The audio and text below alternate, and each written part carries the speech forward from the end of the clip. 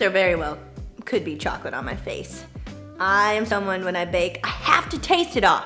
Are you someone when you make cookies and you don't care if it has the raw egg, you gotta taste the batter? I think I actually like cookie dough better than I like the cookie sometimes.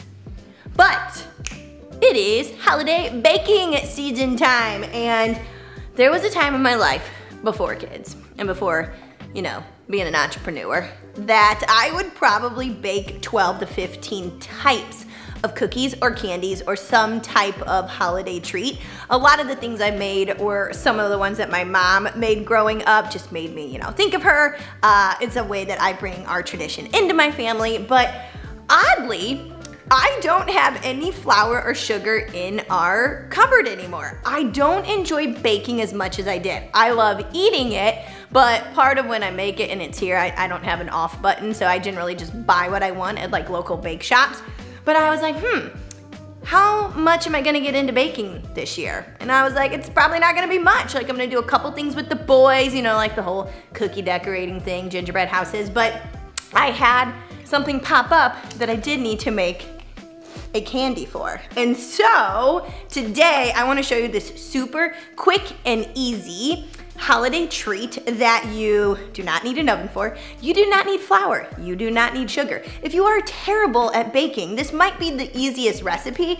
It can get a little bit messy building these little babies, but again, it's basically foolproof. Like, you melt some chocolate, you throw in some chow mein noodles, you drop them on a wax paper lined sheet, and then literally you have one of the most delicious treats that I love around the holiday season. So let me share this recipe with you. Okay, so you start out with 1 bag of semi-sweet or milk chocolate, whatever you prefer, just good old chocolate chips, and 1 bag of the butterscotch kind. I put them in a bowl. I started warming them in the microwave. Now, my favorite way to do chocolate in the microwave so you don't overdo it and then it can get burnt and then it's not as workable is 30 seconds on high for 30-second intervals. So don't go more than that.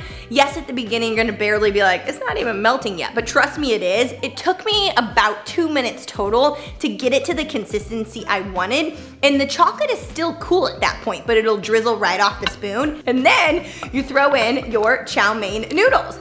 What I love about this is it gives you a nice crunch with the chocolate and it has a little bit of salt with it. So if you are a chocolate, salty, crunchy fan, this haystack that we're making is so yummy. I also love these on salad, so if you ever need a crunchy topping, it makes for a nice texture to change up your meals. And then you just mix those 3 together and then you gotta work fast. So you line your sheet with wax paper and you drop by tablespoons onto the wax paper. Now, I wanted to do a little decoration, so I added sprinkles as well to kind of give it the red, white, and green, like little pop of holiday. And then you will put them in the refrigerator until they fully set up. That is it. You melt chocolate, you mix in chow mein noodles, you drop them on the wax paper, which is probably the hardest part because the chow mein noodles kind of get all stuck together, but just be patient with it. And actually the boys like to make this one with me. So if you want to get the kids in the kitchen, they love like watching that chocolate melt and how it becomes all one consistency, so they can help with the spooning, they can help with the sprinkles, and then you have a really nice treat to share with the family or to give away. Like, it is a really yummy candy. The other thing I'll do, but it's nut-free at the school, which is why I'm making this baked good. So they're doing like a cookie exchange for all of our teachers at the daycare, which totally right up my alley, but nut-free. Now, I was thinking, okay, so a lot of my actual recipes have peanut butter in them, but this one's great because it is nut-free. And the other thing about this is it's called Haystacks because they look like haystacks. Cute, right? And they go to a nature school and there's hay bales everywhere. So I was like, well, that's perfect. I love a good theme. But if you want to get creative, you could add marshmallows to this to make it more like s'mores or Rocky Road. You could put chopped up graham crackers. You could do pretzels.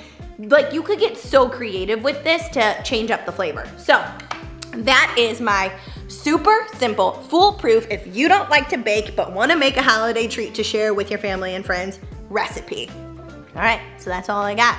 just a quick recipe. I hope that if the kids are off school with you over the next couple weeks and you want to do some baking or share a love of making them something special, this could be a perfect little recipe to make or to give away for friends or to have with hot cocoa, whatever it is you want.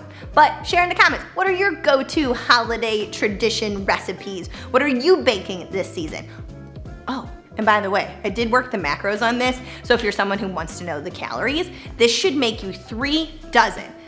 I was 3 short, but I think I made mine kind of big. But if you follow the recipe as is, it would be 130 calories per haystack. So it's actually pretty high in the fat. It's like 17 grams fat and 17 carbs. So the carbs are lower. The fat is higher, but that's because it's all chocolate. So enjoy.